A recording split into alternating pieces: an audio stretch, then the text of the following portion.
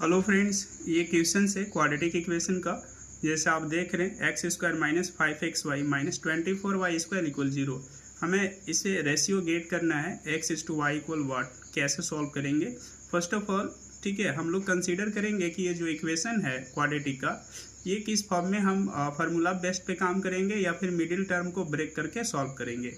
ठीक है, तो देखिए पहले अगर चेक कीजिएगा तो ये फार्मूला बेस्ट पे नहीं है। जैसे एक्स का स्क्वायर इससे होता है ए माइनस बी का होल स्क्वायर पे टूटता है या ए प्लस बी का होल स्क्वायर पे, ऐसा कोई यहाँ पे इश्यू नहीं दे रखा है। ठीक है, आप देख लें। ठीक है, अगर हाँ एक चीज़ और कंडीशन है, जैसे आप ज़बरदस्ती कोई काम करेंगे तो जैसे होता क्या है कि आप ला भी सकते हैं।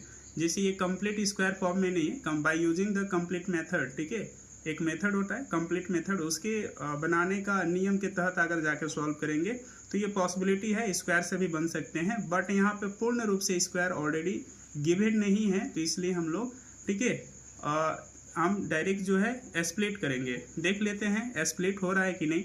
तो जैसे आइए सोल्यूशन में लेकर चलते हैं। तो पहले देखिए, ऐसे हम लोग कोई भी क्वाड्रेटिक इक्वेशन को चेक कर लेते हैं, कोई फार्मूला पे है या फिर मिडिल टर्म पे स्प्लिट होगा या फिर डायरेक्ट मतलब पॉलिनोमियल का अदर रूल्स पे जाके वो सॉल्व होगा। तो यहाँ पे जैसे आप देखिए x square and minus 24y square को आप जैसे मल्टीप्लाई कीजिएगा, minus 24x square Y square आएगा।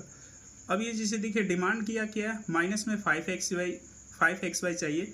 एक चीज़ स्टूडेंट आप यहाँ पे ध्यान देंगे कि ये जो हमारा 24x स्क्वायर वाई स्क्वायर आया, ठीक है, ये प्रोडक्ट आया दो लास्ट एंड फर्स्ट टर्म को मल्टीप्लाई करने पर इसको करना क्या पड़ता है, इसका आप या तो ऐड कर सकते हैं या सब्ट्रैक्ट, दो ही काम कर सकते हैं इसका फैक्टर का।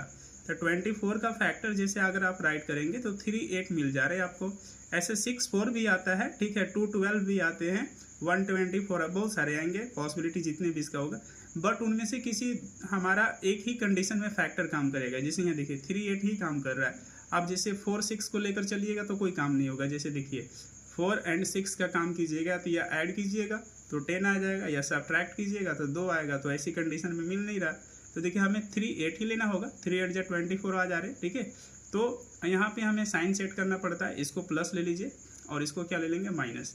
अब ये देखिए -8 में ही क्यों, क्योंकि देखिए बड़ा वाला साइन, नंबर का साइन माइनस मिलना चाहिए, इसलिए हमने यहाँ माइनस लिया। अगर यहाँ माइनस लेता और इधर प्लस लेता तो बड़ा दिक्कत हो जाता है, क्योंकि फिर प्लस में आंसर आता है, क्योंकि जबकि यहाँ माइनस में डिमांड कर रखा है।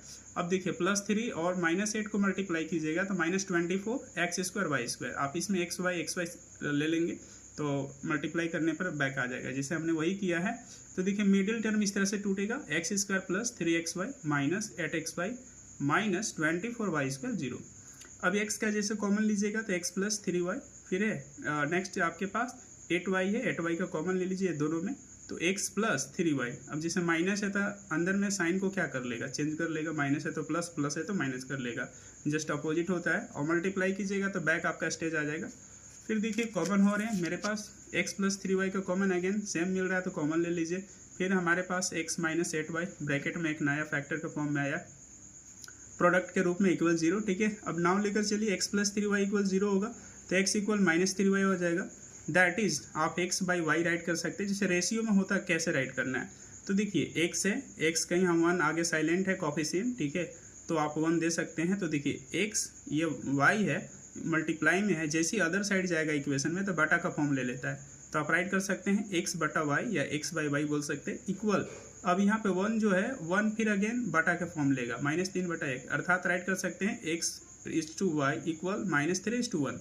तो ये जो h2 है और रेशियो जो है आपका बटा का ही रूप होता है। ठीक है, तो आप इसे इस फॉर्म में राइट साइड अदर कंडीशन जैसे लेकर चलो x माइनस 8y इक्वल 0, तो सेम इसी तरह से आप वर्क कर लेंगे, इसका भी आएगा x/y इक्वल 8:1। ठीक है, तो अब देखिए यहाँ पे आपको सेटिस्फाइड के लिए हमने जैसे इसको वेरीफाई भी कर रखा है। तो वेरीफाई जैसे आप करेंगे केस 1 में तो x/y इक्वल -3:1, तो x के जगह पे -3 पुट कर लीजिएगा और y के जगह पे 1 रखकर पुट कर लीजिएगा। तो देखिए पुट कीजिएगा तो इस तरह से आएगा।